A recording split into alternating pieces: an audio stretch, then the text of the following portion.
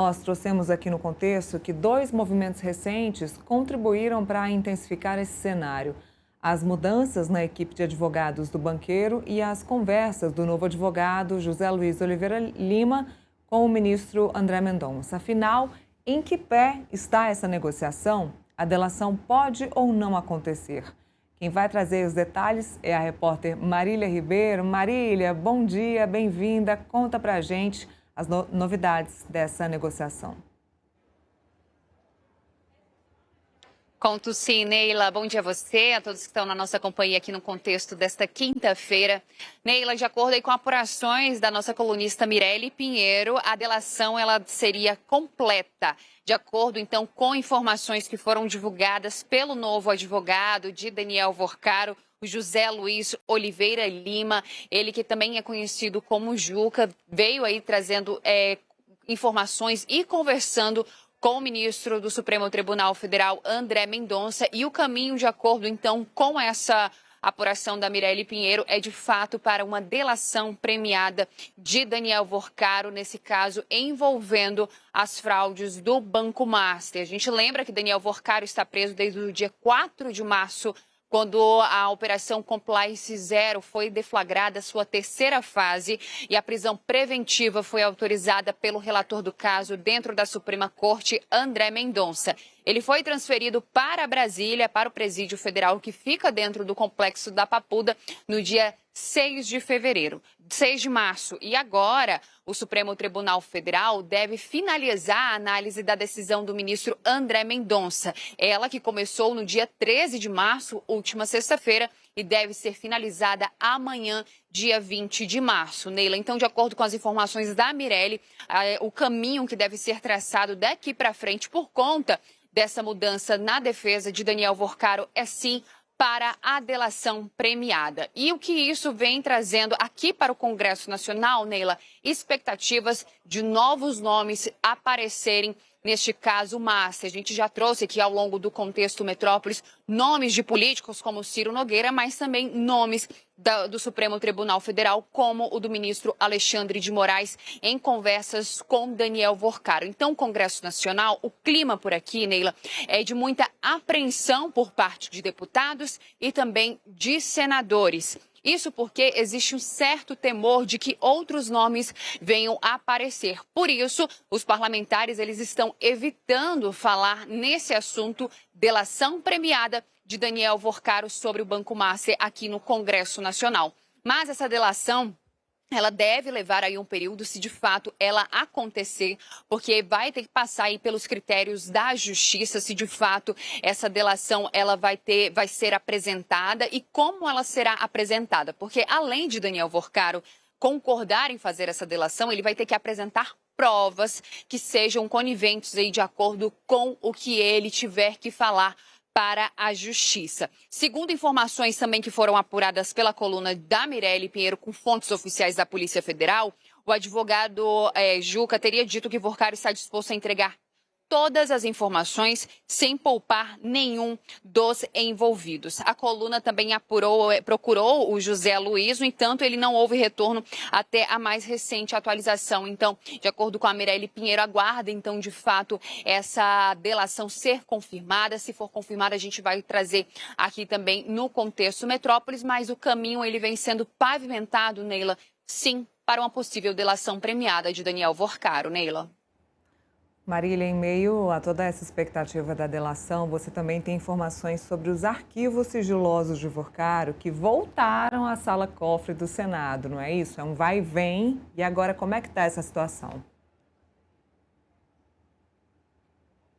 É isso, Neila. Esses arquivos que foram retirados aí no começo dessa semana. E ontem a Polícia Federal ela emitiu uma nota pública aí para a imprensa informando que ela já tinha retirado, extraído e copiado e apagou os dados que foram armazenados nos sistemas do Senado Federal, aí de Daniel Vorcaro, controlador do Banco Master. A medida ela foi realizada na última terça-feira e ontem, então, veio essa nota da Polícia Federal. De acordo com essa nota, todo o procedimento seguiu protocolos rigorosos de cadeia de custódia, com garantia de integridade das provas e proteção de informações sensíveis. Durante a operação, no entanto, os investigadores da Polícia Federal acabaram identificando que os dados que já haviam sido excluídos pela própria Polícia Federal foram reintroduzidos no ambiente do Senado Federal. Que ambiente é esse, Neila? Aquela sala-cofre lá no Senado Federal, que foi feita justamente ali para poder armazenar os dados de Daniel Vorcaro a pedido da CPMI do INSS. De acordo com a Polícia Federal, a reinserção ocorreu após a solicitação direta da presidência da CPMI do INSS, ali na figura do senador Carlos Viana. Eles acabou solicitando, então, essa reinserção à empresa Apple, o que gerou um novo fluxo de download e armazenamento dos arquivos fora do controle inicial que foi estabelecido de forma judicial. A situação foi comunicada ao ministro André Mendonça, que é relator do caso do Supremo Tribunal Federal, e mais cedo o presidente da CPMI, Carlos Viana, acabou, então, confirmando que, de fato, houve, então, essa reinserção desse material que envolve Daniel Vorcaro e que a CPMI tende a analisar. Mas só para a gente reforçar aqui, Neila, a CPMI ela entra aí na sua última semana de trabalhos. Ela começou em agosto do ano passado, eles devem ser finalizados no dia 28 de março, que dá no final de semana, e até o final da semana que vem, o relator da CPMI, o deputado Alfredo Gaspar, ele deve apresentar o seu relatório, que será apreciado pelos parlamentares que fazem parte do colegiado da CPMI do INSS. Essa análise, Neila, deve acontecer entre quarta e quinta-feira, mas lembrando que na semana que vem ainda existe a possibilidade de terem oitivas dentro da comissão. Para segunda-feira, a expectativa é ouvir Marta Graeff, a ex-noiva de Daniel Vorcaro, que por enquanto a convocação está mantida, mas é importante a gente destacar que o Supremo Tribunal Federal vem entregando habeas corpus a essas pessoas que são convocadas e convidadas a comparecerem na CPMI do INSS. Então é importante a gente aguardar, saber qual vai ser o encaminhamento dessas oitivas e se o relatório de Alfredo Gaspar será aprovado dentro da CPMI, que já é uma outra articulação que os parlamentares já estão fazendo já a partir desta semana, Neila, porque dentro da CPMI existe ali uma maioria governista. E dentro desse relatório de Alfredo Gaspar, ao que tudo indica é que deve vir ali o nome de Fábio Luiz Lula da Silva. Ele que é o Lulinha, filho do presidente da República, e a base ali do governo deve trabalhar para poder derrubar, então, esse relatório de Alfredo Gaspar. Mas outro ponto que é importante destacar também é que 2 vezes em que o governo tentou emplacar, ele acabou perdendo em votações dentro da CPMI. A primeira foi em relação à presidência, vice-presidência e também relatoria da comissão. Lá no comecinho dos trabalhos, o governo acabou tendo as indicações, entretanto, em votação perdeu. A outra foi no dia daquela confusão da votação de requerimentos, onde 87 requerimentos foram aprovados, entre eles a quebra de sigilo bancário e fiscal de Fábio Luiz Lula da Silva, e gerou toda aquela confusão, porque mesmo o governo tendo maioria, acabou perdendo na votação. Neila. Muito bem, Marília Ribeiro, obrigada pelas informações e bom trabalho para você aí no Congresso Nacional. Aproveito para dar bom dia para Felipe Monteiro, meu parceiro, bom dia. Mais um dia a gente falando aqui sobre CPIs e CPMIs e Daniel Vorcaro. Voltam as informações aí para o Senado Federal, o que eu acho que vai acabar mudando muita coisa, não?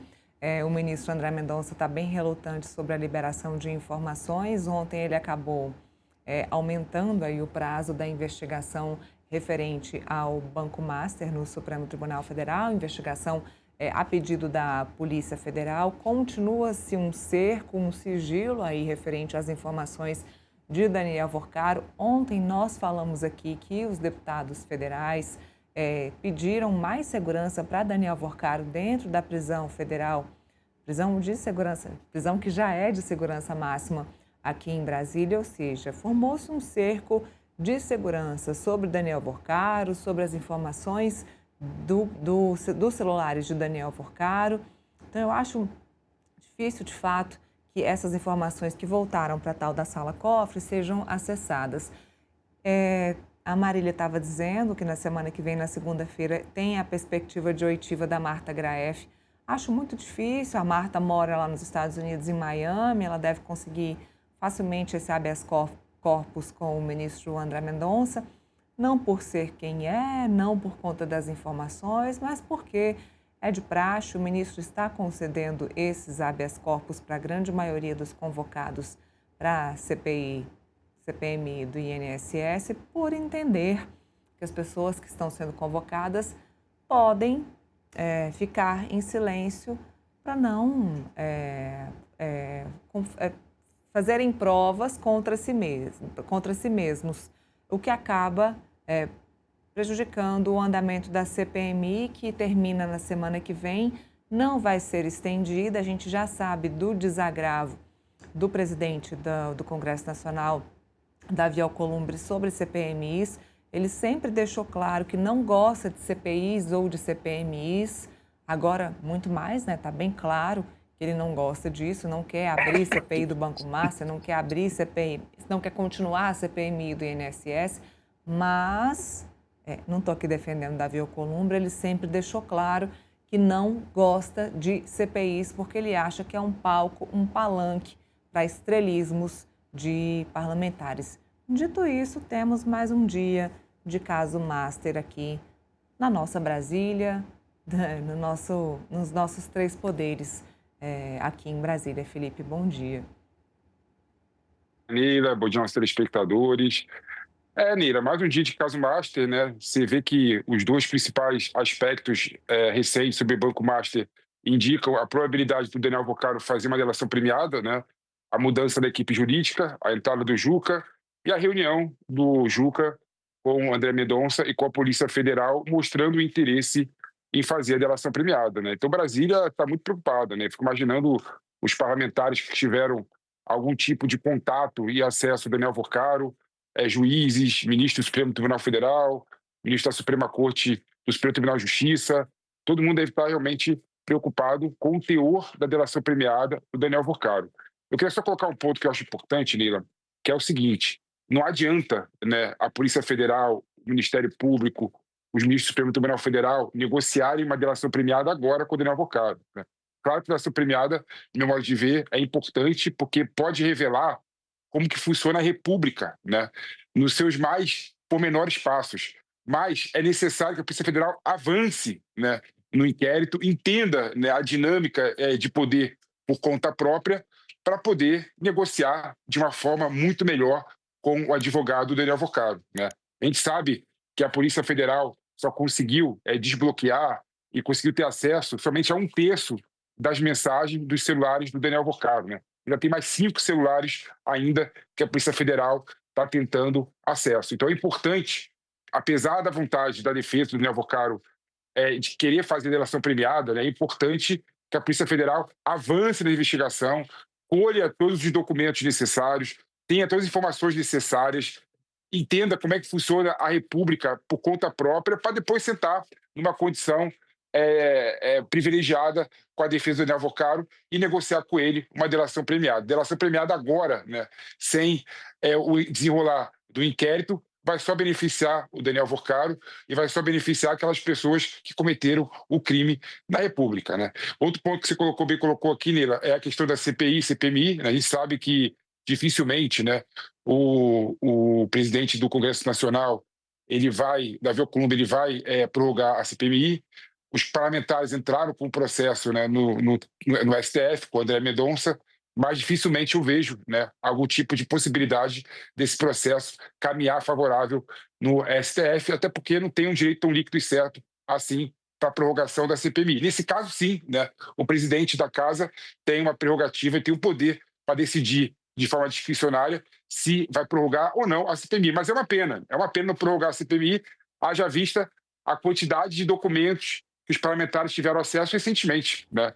É impossível você avaliar os documentos todos que estão na mão da Comissão Parlamentar de Inquérito de uma semana para outra, né? Então, seria muito bom que prorrogasse os trabalhos da CPMI, Neila. E um ponto que eu acho também importante destacar, que eu falei um pouquinho ontem, é que, independente da prorrogação, né, caso a CPMI consiga, de fato, jogar luzes, né, a questão do desconto associativo de aposentados e pensionistas que foram feitos de forma indevida, independente do Banco Master, no meu modo de ver, a CPMI já vai ter feito o seu trabalho. Claro que eu quero que investigue tudo, analise também a questão dos consignados, analise também as questões da alocação de recursos de fundo público para o Banco Master e outras instituições financeiras, mas se só conseguir resolver a primeira questão, no modo de ver, a CPMI já vai ter sido bem sucedida. Neila. Bom, a gente segue com a análise da possível delação do Daniel Porcaro com a colunista Manuela Alcântara.